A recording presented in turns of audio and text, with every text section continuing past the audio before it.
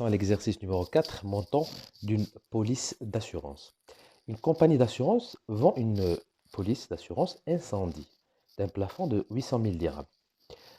Pour un certain type de maison, sur une période d'une année, la police assure protection si un incendie détruit complètement la maison. C'est-à-dire si la maison est complètement détruite par cet incendie, la compagnie offre à la personne assurée 800 000 dirhams de dommages.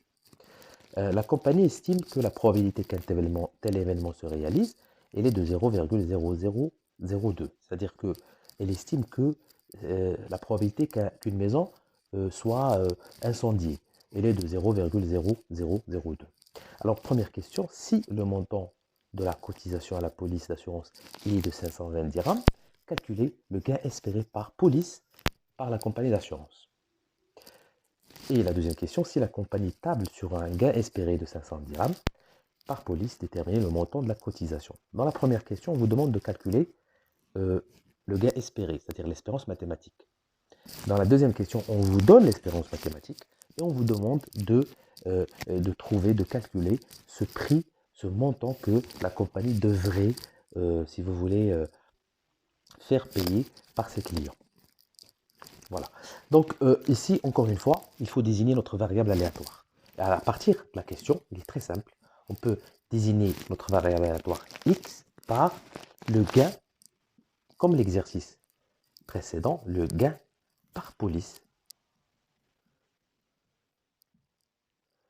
par la compagnie d'assurance. Voilà. Donc c'est la même chose que l'exercice précédent. Par la compagnie d'assurance.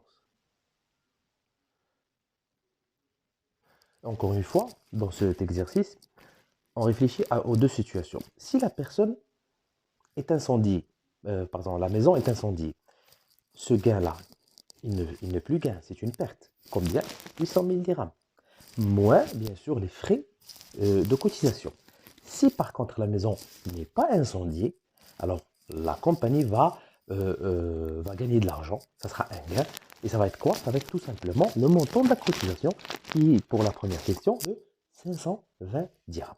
Donc là, on a deux possibilités, deux valeurs pour cette variable aléatoire. Il faudra tout simplement calculer la deuxième probabilité parce qu'on a déjà une première probabilité.